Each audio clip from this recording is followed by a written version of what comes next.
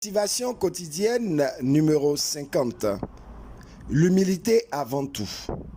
L'humilité est la mère de toutes les vertus. Elle engendre la capacité de bien gérer nos ressources multiformes. L'orgueilleux énumère ses mérites et ses pouvoirs pour écraser les autres. Il compte sur ses propres forces uniquement. Pas besoin des autres. L'orgueilleux est adepte de cette expression, en vogue en Côte d'Ivoire. Tu sais qui je suis dans ce pays? Nous avons un nom ici, hein? Nous avons des relations dans ce pays-là. Le problème est que les personnes qui ont des désirs égoïstes cherchent la gloire et ne se sentent concernées que par leur propre programme. Plus rien d'autre n'existe autour d'elles. La relation avec les autres personnes s'inscrit dans un rapport de « qu'est-ce que cela m'apporte? Qu'est-ce que je gagne là-dedans ?»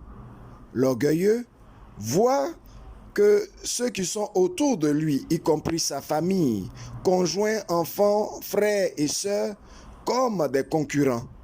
Tout est compétition.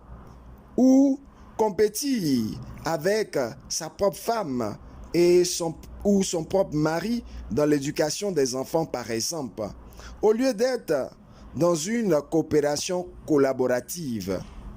Il ne fera pas de doute que l'orgueilleux, pour arriver à ses fins, utilisera des méthodes de manipulation avec tous ses corollaires, menaces, peur, corruption, duperie, séduction, chantage et même la pression.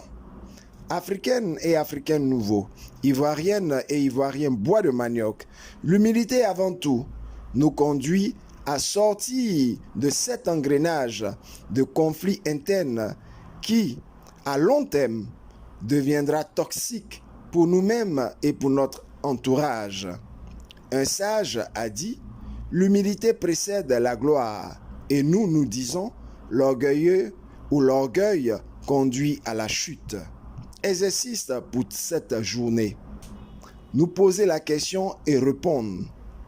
Tes relations avec les autres sont-ils toujours concurrentielles, compétitives ou plutôt coopératives?